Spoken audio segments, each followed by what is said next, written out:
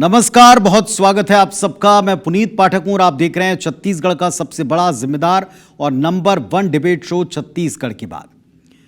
इस वक्त बस्तर एक नई करवट ले रहा है, कहना गलत नहीं। दशकों बाद बंदूकें हारती दिख रही हैं, लाल हिंसा का अंत होता दिख रहा है, लाल आतंकी अंतिम सांसें ले रहे हैं। और इसी माहौल में सत्तारूढ़ बीजेपी बस्तर में विजेता की मुद्रा में दिख रही। ठीक ऐसे वक्त पर विपक्ष अपनी प्रासंगिकता बनाए रखने के लिए संघर्ष कर रहा है, जमीन पर उतर रहा है। कांग्रेस जनाधार बढ़ाने की कोशिश में है और इसके लिए कांग्रेस पार्टी कभी बस्तर में यात्राएं निकाल रही है तो कभी सरकार को कोस रही है। कभी संसाधनों के दोहन का डर दिखाया जा रहा है तो कभी बस्तर आगे लुट जाएगा, उद्योगपतियों के हाथ में जाएगा, ये बात लोगों को बताई जा रही है। कभी एंटी नक्सल अभियान में नुक्स निकालकर जनता के पक्ष में खड़ा होने का प्रयास। सवाल यह है कि इन सारी कवायदों का, यात्राओं का, आरोपों का क्या लाभ कांग्रेस पार्टी को, विपक्ष को मिलेगा, या फिर कांग्रेस पार्टी को किसी और नए प्लान बनाने की जरूरत पड़ेगी। ये बात तय है कि 2026 में एंटी नक्सल अभियान जिस अंदाज में चल रहे हैं, इसमें बस्तर समेत पूरा देश नक्सल मुक्त हो सकता है। और इसकी आस बंधने के बाद अब बस्तर में आगे क्या मुद्दे होंगे, क्या बस्तर में पूरा क्रेडिट भारतीय जनता पार्टी अपने पक्ष में ले जाएगी, इस बात की फिक्र है कांग्रेस को, या वाकई ये ऐसे मुद्दे हैं जो इसी वक्त उठाए जाने, इन पर इसी वक्त यात्राएं जरूरी हैं। आज खुलकर इस विषय पर हम डिबेट करने वाले हैं।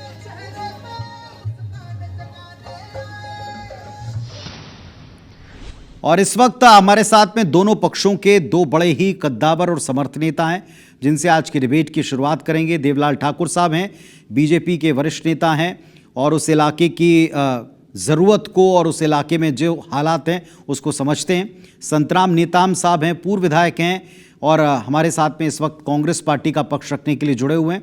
आप दोनों को नमस्कार मेरा, आप दोनों का स्वागत है। संतराम नेताम जी से भी हम चर्चा करेंगे, देवलाल ठाकुर जी से भी चर्चा करेंगे, लेकिन आज के जो मूल सवाल है हमारे डिबेट के, वो हम आपको दिखाते हैं। सबसे पहले देखिए, आज इन बड़े सवालों की ज़रूरत आन पड़ी। पहला सवाल है कि एंटी नक्सल मुहिम में आदिवासियों को लेकर के इतनी फिक्र कांग्रेस पार्टी को क्यों हो रही। साथ ही साथ आज का जो एक और प्रमुख सवाल है कि बस्तर में कांग्रेस अचानक से इतनी एक्टिव क्यों नजर आ रही, इसके पीछे क्या कोई राजनीतिक वजह, क्या नक्सल फ्रंट पर सत्तारूढ़ दल की कामयाबी ने कांग्रेस पार्टी को फिक्रमंद कर दिया। बस्तर में अपनी प्रासंगिकता सिद्ध करने के लिए संघर्ष करना क्या कांग्रेस के लिए आज की मजबूरी है। संसाधनों की लूट का डर दिखाना या नुक्स निकालना, क्या ये आज की तारीख में कांग्रेस की मजबूरी बन चुका है। इन सब पर आज हम खुलकर डिबेट करने वाले हैं। चलिए सबसे पहले आपको दिखाते हैं पक्ष और विपक्ष के बीच में इस पर जो तनातनी है वो।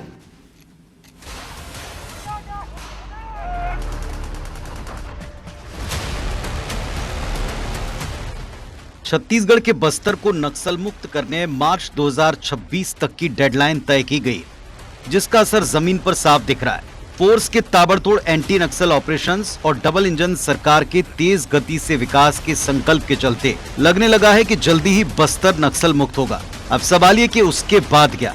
इसी सवाल ने विपक्षी दल कांग्रेस को भी एक्टिव कर दिया है। कांग्रेस का पूरा फोकस इस वक्त बस्तर पर दिख रहा है। पीसीसी चीफ दीपक बैज बस्तर में एक के बाद एक न्याय यात्राएं निकाल रहे हैं। इसके अलावा बैज ने किरंदुल से दंतेवाड़ा तक खनिज संसाधन बचाओ यात्रा शुरू की, जिसमें आगे कांग्रेस के वरिष्ठ नेता भी शामिल होंगे। दूसरी तरफ पूर्व सीएम भूपेश बघेल ने डबल इंजन सरकार में तेज गति से विकास के दावे को खारिज करते हुए बस्तर में बीजेपी सरकार कार्यकाल में बड़ी संख्या में पलायन का आरोप लगाया। आर्थिक रूप से फिर बदहाली की ओर ढकेलने का काम। बघेल का आरोप है कि मौजूदा साय सरकार के शासनकाल में बीते 1.5 साल में 40,000 से अधिक लोगों ने पलायन किया, जबकि पिछली डॉक्टर रमन सरकार के 15 साल के कार्यकाल में तकरीबन 600 गांव से युवा गायब हो गए थे। कांग्रेस का सीधा आरोप है कि डबल इंजन सरकार बस्तर के लोगों को रोजगार उपलब्ध नहीं करा पा रही, आम लोगों की बात सुनी नहीं जा रही, इसीलिए कांग्रेस को पदयात्राएं निकालनी पड़ रही हैं। बीजापुर में, सीमावर्ती राज्यों में, जिलों में, दूसरे प्रदेश में काम के लिए जा रहे हैं। स्थिति ये है, भयावह स्थिति। वहां तो बीजापुर में और सुकमा में 30 से 40 हजार लोग खासकर युवक युवती पलायन कर गए। प्रजातांत्रिक तरीके से सरकार चला नहीं रहे हैं, ना लोगों की सुनते हैं, ना कार्यकर्ताओं की सुनते हैं, ना आम आदमी की सुनवाई हो रही है। इसलिए अपनी बात रखने के लिए और पदयात्राएं की जाती है। इधर कांग्रेस की यात्राओं पर बीजेपी ने तंज कसते हुए पलटवार किया कि ये कवायद दीपक बैज और कांग्रेस की डूबती नैया बचाने के लिए है। पलायन के आरोप पर कैबिनेट मंत्री रामविचार नेताम का कहना है कि पलायनवादी नेताओं को ही पलायन दिख रहा है। बस्तर में जल जंगल जमीन को लेकर कांग्रेस की पदयात्रा शुरू हो गई। आज से दीपक बैज की अगुवाई में पदयात्रा हो रही है। वास्तव में दीपक बैज अपनी जमीन बचाने की यात्रा कर रहे हैं। खाद्यान्न पहुंचा रहे हैं, हर महीने उनको जो है माताओं बहनों के उनके खाते में 1000 रुपया पैसे पहुंचा रहे हैं, हर गरीब का घर बनवा रहे हैं। कैसे पलायन करेगा? तो इस तरह से पलायनवादी नेता का बयान हो सकता है। कुल मिलाकर सालों से बस्तर में अशांति, नक्सल हिंसा और रुके विकास कार्यों का दौर अब गुजरता दिख रहा है। जाहिर है 2026 तक नक्सलवाद पर पूर्ण ब्रेक लग जाने के बाद बीजेपी इसका पूरा श्रेय डबल इंजन सरकार को देगी। ऐसे में कांग्रेस ने अभी से बस्तर में अधूरे विकास, पलायन और आदिवासी हित जैसे मुद्दों पर न्याय और संसाधन बचाओ यात्राएं शुरू कर दी हैं। सवाल ये है कि कांग्रेस की ये कवायद, ये यात्राएं और बस्तर पर पूरा फोकस आम जन से जुड़ा असल संघर्ष है या अपने नेता और पार्टी को बचाए रखने की बेचैनी। राजेश मिश्रा, IBC 24, रायपुर। चलिए, हमारे साथ में दोनों पक्षों के नेता हैं, परिचय हमने आपसे करा दिया है। सबसे पहले देवलाल ठाकुर साहब, कांग्रेस पार्टी के इन आंदोलनों को, इन यात्राओं को जो बस्तर पर फोकस करती हैं, मूल समस्या पलायन की बताते हैं, मूल समस्या आम लोगों का एंटी नक्सल ऑपरेशन में परेशान होना बताया जाता है, मूल समस्या बस्तर के विकास की बाधा सुनती नहीं सरकार, इसीलिए कांग्रेस को सड़कों पर आना पड़ रहा है, यात्राएं करनी पड़ रही है, ये बताती है। आपका ओपनिंग स्टेटमेंट रखिए जरा इस पर। देखिए, मैं तो इसमें कहना चाहता हूं कि कांग्रेस को स्पष्ट करना होगा कि खनिज संसाधन बचाने के लिए यात्रा निकाले हैं दीपक बैज जी या कांग्रेस पार्टी, या नक्सलियों को बचाने के लिए यात्रा निकाले। न्याय यात्रा की बात कर रहे हैं क्या? हमारी जो सरकार है, विष्णुदेव साय के सुशासन की जो सरकार है, वो नक्सलियों को समाप्त करने के लिए जिस प्रकार अभियान छेड़ रखा है और मार्च 2026 तक नक्सलियों का पूर्ण सफाया स्पष्ट है। और वही जो बस्तर की जनता में विष्णुदेव साय के सुशासन पर विश्वास जताया है, जो आज गांव-गांव में दिख रहा है, क्या इसको वो अन्याय समझ रहे हैं क्या? ये कांग्रेस के लोगों को स्पष्ट करना चाहिए कि कहीं न कहीं कांग्रेस के लोग अगर वहां से नक्सली खदेड़े जा रहे हैं तो कांग्रेसियों के पेट में दर्द हो रहा है। इनको राजनीति करने के लिए कोई चीज और नहीं दिख रहा है। बस्तर निश्चित ही सुख शांति की ओर आगे बढ़ रहा है। वहां पर्यटन के पर्याप्त संसाधन देखे गए हैं, जिस पर हमारे प्रदेश की यशस्वी मुख्यमंत्री काम करना भी चालू कर दिए। कहीं न कहीं जो हमारी इस वक्त छत्तीसगढ़ में सरकार है भारतीय जनता पार्टी की, बस्तर की शांति चाहते हैं, बस्तर का विकास चाहते हैं, बस्तर का रोजगार चाहते हैं, इसलिए सब कदम उठाया जा रहा है। इस पर कांग्रेसियों को तो खुश होना चाहिए। अगर प्रदेश अध्यक्ष इनका बस्तर का है, बस्तर का पुत्र है, तो वहां के आदिवासियों के विकास होने की ओर अग्रसर हो रही है ये सारी योजनाएं को लेकर, तो उनको खुश होना चाहिए। जहां तक मुख्यमंत्री श्री विष्णुदेव साय की बात है, स्वयं आदिवासी परिवार से आते हैं, वो आदिवासियों का दुख दर्द समझते हैं। इसलिए आज तक जितनी भी नक्सलियों के खिलाफ जो कार्रवाई हुई, उसमें सबसे अत्यधिक और पुरजोर तरीके से जो कार्रवाई हुई है अभी विष्णुदेव साय की सरकार में हुई है, ताकि आदिवासी परिवार वहां पर सुख शांति समृद्धि पूर्वक वास करे और उनका विकास हो सके। ठीक है, आपने अपनी ओपनिंग में बात रखी। संतराम नेताम साहब, कांग्रेस पार्टी को बस्तर में ऐसी कौन सी बड़ी खामियां नजर आ रही हैं जिसको लेकर कांग्रेस पार्टी यात्रा निकाल रही है? कहा यह जा रहा है कि अध्यक्ष महोदय को अपनी योग्यता, अपनी कुर्सी बचानी है। दूसरा ये कहा जा रहा है कि पार्टी के पास अब बस्तर में नक्सलवाद की समाप्ति के बाद कोई मुद्दा नहीं बचेगा, इसीलिए अभी से आप लोग भूमिका तैयार कर रहे हैं, जमीन तैयार कर रहे हैं। देखिए पाठक जी, बस्तर में सबसे ज्यादा आदिवासी समाज के लोग रहते हैं और बस्तर के आदिवासी समाज की एक मांग है कि जल जंगल जमीन हमारा है, इसको बचाने का काम समाज के लोगों ने बहुत पहले से ही मांग किया। भारतीय जनता पार्टी जब से सरकार में आई है इसकी नीयत पर हम सवाल उठाते हैं और जल जंगल जमीन आदिवासियों से छीनना चाहती। जैसे एक उदाहरण देना चाहता हूं कि हसदेव जंगल जो आदिवासियों के कितने विरोध के बाद भी अडानी को दे दिए और कहीं ना कहीं बड़े उद्योगपति देने का इनका काम है। आज देखो लोहंडीगुड़ा में कई हजार किसानों का जो जमीन है वो उद्योग के नाम पे टाटा को दे दिए, ना वहां उद्योग लगा पाए ना वहां पर लोगों को नौकरी दे पाए। आज जो है प्लान के तहत में जिस हिसाब से नक्सली की खात्मा के बाद जो इनका जो प्लान है, जिस हिसाब से हमारे प्रतिपक्ष नेता ने कहा कि आने वाला समय में बस्तर के जो खनिज संपदा है, जो बैलाडीला और तेलंगाना के बीच में जो पहाड़ है बैलाडीला के पास में, वहां बहुत ज्यादा खनिज संपदा है और कहीं ना कहीं नक्सली खत्म होने के बाद हमारी ये मांग है, प्रतिपक्ष जी ये बात को रखे हैं कि कहीं हमको शंका है और 100% कहीं ऐसा ना हो कि उनके लिए एक रास्ता साफ किया जा रहा हो, कारपेट बिछाने के काम करने जा रहे हैं। हमारा आदिवासी समाज का मांग है, कांग्रेस के समाज का ना बिल्कुल नक्सली की खात्मा हो। कांग्रेस पार्टी चाहती है, पूरा प्रदेश चाहती है, देश चाहता है, हम सब लोग चाहते हैं, पर हमारा एक मांग है कि फर्जी इनकाउंटर नहीं होना चाहिए, आदिवासी मारा नहीं जाना चाहिए और तीसरी बात नक्सली की खात्मा सब लोग चाहते हैं और उस हिसाब से अगर आप खात्मा करेंगे अच्छी बात है, लेकिन बस्तर में जो खनिज संपदा है वो यहाँ के लोगों को, बेरोजगारों को उसका लाभ मिलना चाहिए।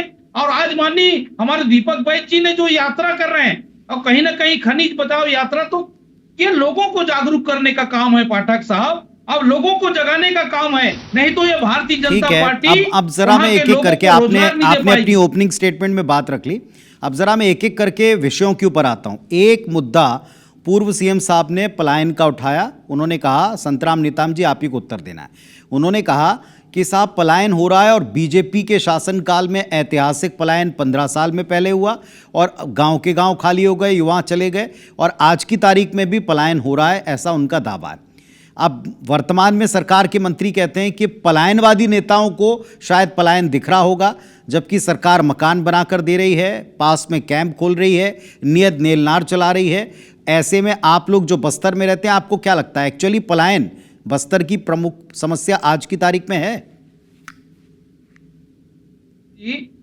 15 साल भारतीय जनता की पार्टी सरकार पार्टी ने राज किया, रमन सिंह जी ने 15 साल मुख्यमंत्री रहे 2004 से 2018 तक।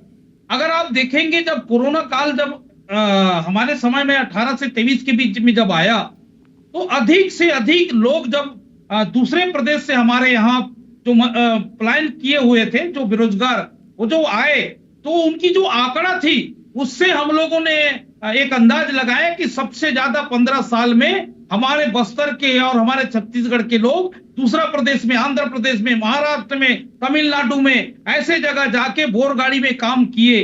कई ऐसे बड़े बड़े छोटे छोटे उद्योग में उन्होंने काम किया और बड़े संख्या में लोग पलायन किए थे। उसको हम लोगों ने कोरोना काल में यहाँ के आने के बाद, ठीक है, आपका एक पॉइंट है कि कोविड काल में आपने एक पता लगाया। आज की तारीख में आपको लगता है पलायन एक समस्या है?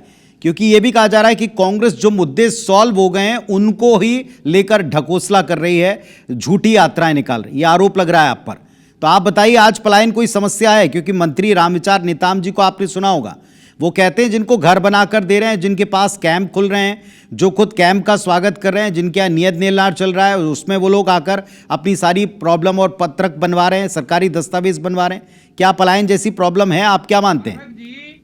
पाठक जी, आज की तारीख की बात करिए।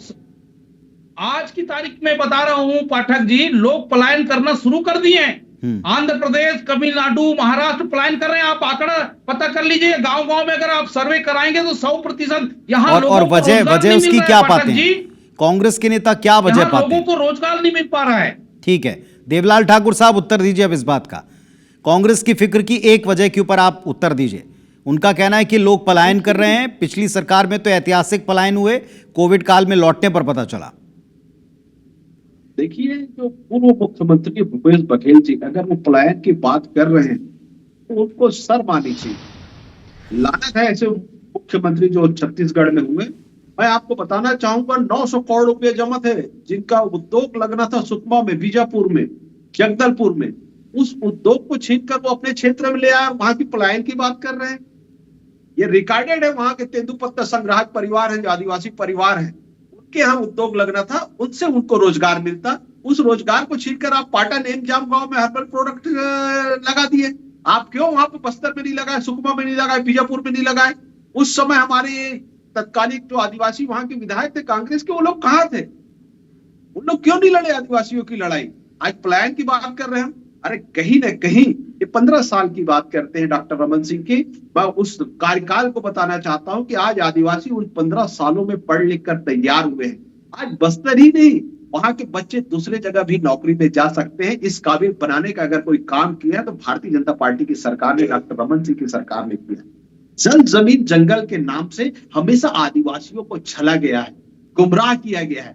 कांग्रेस 70 सालों से हमेशा आदिवासियों को जल जमीन जंगल के नाम पर छलते रही है, कभी उनको शिक्षित करने का काम नहीं किया है। ठाकुर साहब, एक बात का स्पष्ट, चूंकि आप भी वहीं से आते हैं, इसलिए सवाल मैं आपसे फिर पूछता हूं, क्लैरिफाई करेंगे कि पलायन आज की तारीख में वो काबिल होकर अपनी नौकरी देखने जाना है। अब देखिए, देखने की दृष्टि है, लेकिन ये कहा जा रहा है कि यूथ के गांव खाली हो रहे हैं।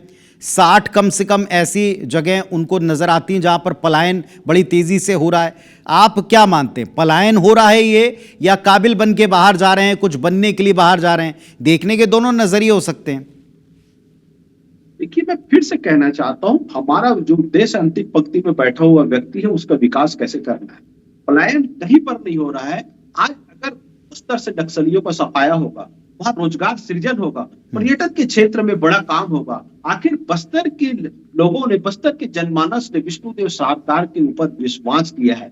कहीं न कहीं कांग्रेस में इसी कारण से खलबली मच गई है कि एक आदिवासी। ठीक है, नेताम साहब उत्तर दीजिए। असल खलबली इसी बात की है कि आप करेंगे क्या आगे, मुद्दा क्या रहेगा नक्सलवाद के खात्मे के बाद? मैं आपके माध्यम से ये पूछना चाहता हूं माननीय ठाकुर साहब से कि आप बस्तर में एक ऐसा एक योजना तो बता दीजिए आप कि आपकी एक योजना छत्तीसगढ़ में चल रहा है, 1.5 साल से हो रहा है। ठाकुर साहब, आप हमारे मित्र हैं, एक भी योजना का बता दीजिए। महाकाली बंदरा में आप पैसा दे रहे हैं, उसके अलावा कई लोगों को रोजगार नहीं है।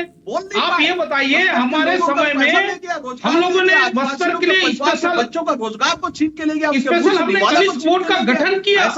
हम लोगों ने शिक्षा विभाग में नौकरी लगाया। हम लोगों ने बस्तर टाइगर के रूप में पुलिस। ठीक है, अब एक दूसरे मुद्दे पर आप दोनों को लेकर आता हूं मैं। देवलाल ठाकुर साहब, एक बात ये की जा रही है कि कांग्रेस को यात्राएं निकालनी पड़ रही हैं, क्योंकि आपका जो अभी अभियान चल रहा है जिसमें आप शिविर लगाते हैं समस्या समाधान के, उसमें कोई फायदा नहीं हो रहा, उसमें लोगों की सुनवाई नहीं हो रही। इसलिए कांग्रेस को जाना पड़ रहा है, उन लोगों के पास पहुंचना पड़ रहा है, उन लोगों के न्याय की बात करनी पड़ रही है। एक जो उन्होंने खनिज संसाधन की बात की, वो मैं फिर बाद में संतराम नेताम जी से कहूंगा, लेकिन सुनी नहीं जा रही आपकी सरकार में। ये जितने भी जो हो रहे हैं वो उसको एक प्रोपेगेंडा बताते हैं, इसीलिए उनको यात्राएं निकालनी पड़ रही। क्या जवाब है ठाकुर साहब? देखिए, आज संवाद से समाधान, हम लोगों से बात कर रहे हैं। अगर कोई सरकार अच्छा काम करती है तभी वो जनता के बीच में जाने का ताकत जुटाती है। आज हम जनता के बीच में जा रहे हैं, जनता से हमारा संवाद हो रहा है, उनके कामों का निराकरण हो रहा है। हो सकता है कांग्रेस के लोग नहीं आ पा रहे होंगे, इसलिए उनको पता नहीं चल रहा है। और ये न्याय यात्रा में किसके लिए, मैं फिर से पूछना चाहता हूं दीपक भाई जी से, कांग्रेस पार्टी से, ये बस्तर की जनता के लिए न्याय यात्रा नहीं निकाल रहे हैं, वो अपने लिए न्याय यात्रा निकाल रहे हैं कांग्रेस में। और नक्सलियों को बचाने के लिए, नक्सलियों को, नेताम साहब आप बताइए, हो रहा है, जब सरकार कोई समाधान शिविर लगाए तो समझ में आता है कि भाई उनके पास में पूरा प्रशासनिक मशीनरी है, वो उसमें समाधान देंगे। कांग्रेस पार्टी जिन यात्राओं में जा रही है, लोग पहली बात तो उससे जुड़ रहे हैं क्या बस्तर के लोग? एक दूसरी बात है कि आपने कहा सरकार सुन नहीं रही। इसी महीने हम देख रहे हैं कि एक लंबे शिविरों की श्रृंखला चली, तो बस्तर में वो शिविर किसी काम के नहीं पाते, आप कांग्रेस नहीं पाती? पाठक जी, अगर आप एक सर्वे करवा लीजिए जिले में, हमारे जितने भी जिले में जहां जहां शिविर हो रहा है, केवल ढकोसला है, ये कोई शिविर नहीं है। सुशासन त्योहार के नाम से वो हवाई पीट रहे हैं, कोई किसी का समाधान नहीं हो रहा है। पूरे आवेदन ले रहे हैं और कचरा में डाल रहे हैं। एक आपने देखा होगा वीडियो में, पूरे कागज को, पूरे आवेदन को फेंक दिया गया था, लोग उसको बटोर रहे थे। कोई मतलब नहीं है लोगों की उत्तर दीजिए ठाकुर साहब, वक्त निकल जाएगा। लोग परेशान हो गए हैं। कोई कहीं शिविर लगा ले, लेकिन कोई अधिकारी लोग हंसते हैं, अधिकारी लोग तो मजा आपके ले रहे हैं पास में शिविर का आपके फोकट पास का में पैसा। लोगों ने ऐसे कोई शिकायती आवेदन दिए हैं? मैं आपसे भी पूछता हूं आपके पास में, क्योंकि हमने निश्चित लोगों तौर को पे- समाधान शिविर में जाते हुए देखा है, लेकिन क्या लोग कांग्रेस के पास जुड़े, उन्होंने दिए शिकायतें बताई हैं कि ये अनसॉल्व्ड हैं अभी तक? अभी हमारे यहाँ ठाकुर साहब जो लो वोल्टेज की समस्या है उसके लिए आवेदन दिए, उसमें कोई कार्रवाई नहीं हो रहा है। किसानों का मक्का ठाकुर साहब धान जवाब सब दे दीजिए, बर्बाद हो जल्दी रहा है। जवाब दे दीजिए। आखिर क्या मतलब है ये? जो 80% किसान है ठाकुर साहब, उनके लिए तो देखिए आप, उनका फसल बर्बाद हो रहा है। 80% किसान धान और मक्का में जीवित रहते हैं। ठीक है, अब जवाब भी सुन उनका लीजिए। साधन है। नेताम जी जवाब भी कहीं सुन न लीजिए। कहीं भारतीय जनता पार्टी के विष्णुदेव साय के सुशासन वाली सरकार अगर बस्तर के वनांचल क्षेत्र में दूरस्थ गांव जहां पर लोगों का पहुंचना नामुमकिन है, वहां मुख्यमंत्री जी जा रहे हैं, आदिवासी परिवार का दुख दर्द समझ रहे हैं एक आदिवासी होने के नाते, इसमें कांग्रेसियों को कहीं ना कहीं पेट में दर्द हो रहा है कि कहीं ना कहीं कोई हमारे ठीक है, समाधान एक नहीं हो रहा है, अंतिम बात, ठाकुर साहब। एक और अंतिम केवल बात अब जरा हवाई नहीं। संतराम नेताम साहब विश्वास आपसे आता मैं है। पूछता हूं। आप एक बात बताइए, आपने कहा कि वहां सबसे बड़ी फिक्र जल जंगल जमीन की आदिवासियों को रही है। निश्चित तौर पर आदिवासियों का सबसे बड़ा जो एक संरक्षण का काम रहा है जल जंगल जमीन का, वो एक इतिहास है उसका। लेकिन आज की तारीख में आप बताइए, एक तरफ आप कहते हैं कि बस्तर के युवाओं को नौकरी चाहिए, विकास चाहिए, नहीं मिल रहा, इसलिए वो बाहर जा रहे हैं। अब उनको अगर वहां रोजगार देना है तो आपको उद्योग लाने पड़ेंगे, उद्योग लाने पड़ेंगे तो उनके लिए आपको वहां पर जमीनें भी अलॉट करनी पड़ेंगी। आप स्वयं बताइए कि दो विरोधाभासी बातें कि अगर आपको रोजगार देने हैं, उनका काम देना, दूसरा संसाधनों का उपयोग करने के लिए तो आपको वहां इंडस्ट्री लानी पड़ेंगी। पाठक साहब, आप 2-3 बात मैं आपको बताना चाहूंगा। आप देख रहे हैं लोहंडी कूड़ा में जमीन दी है भारतीय जनता पार्टी के सरकार में, 10 साल तक लीज में, लेकिन कोई उद्योग नहीं लगा पाए वहां, ना वहां पर कोई नौकरी दे पाए। इस प्रकार से अगर आप देखो, हसदेव जंगल में अडानी को दे दिए, और वही कहीं ना कहीं भारतीय जनता पार्टी यहाँ बस्तर में यहाँ के जो खनिज साधन है, यहाँ जो खनिज संपदा है, तो बस्तर में सबसे ज्यादा है जो बायलाडीला इलाका में, तो कहीं ऐसा अंदाजा लगा रहा है कि कहीं अडानी अंबानी को अगर देंगे तो हमारे लोग, यहाँ के लोग कहाँ जाएंगे? आज नगरनार को निजीकरण की बात कर रहे हैं। लेकिन आप एक बात बताइए कि आप कांग्रेस पार्टी इसका हल क्या देखती? बहुत अच्छी बात आपने की, लेकिन हल क्या देखती? उद्योग नहीं लगने चाहिए, वहां किसी इंडस्ट्री को नहीं आना चाहिए, तो फिर लोगों को रोजगार आप कैसे दिलवा पाएंगे? और दूसरा कि वो खनिज संपदा है, वो देश की संपदा मानी जाती है। आपने भी कुछ अलॉटमेंट्स पिछले किए हैं, मैं उस पर जा नहीं रहा। देखिए, हमारा मांग है पाठक साहब, और बस्तर के लोगों को, बेरोजगारों का मांग है कि यहाँ छोटे छोटे उद्योग स्थापित करें ताकि यहाँ के लोगों को जो रोजगार मिल सके। अब ठीक आप है, बड़े बड़े लोगों को बिठा देंगे। चलिए, आपने कहा कि छोटे उद्योगों को बिठाना चाहिए, छोटे उद्योगों से लाभ होगा, खनिजों की रक्षा करनी है, लेकिन क्या असल में ये अपनी पार्टी का बचाव करना, बस्तर में नए मुद्दे ढूंढना नहीं है? नक्सलवाद की समाप्ति के बाद दोनों पक्षों को जनता ने चुना है, बस्तर ने सुना है, बस्तर की जनता, युवा वहां का तय करेगा। कितना सपोर्ट इसमें मिल रहा है उस पर भी नजर रखेगा। फिलहाल मैं आप दोनों को धन्यवाद देता हूं छत्तीसगढ़ की बात में अपने तर्क पक्ष रखने के लिए। बहुत धन्यवाद, नमस्कार।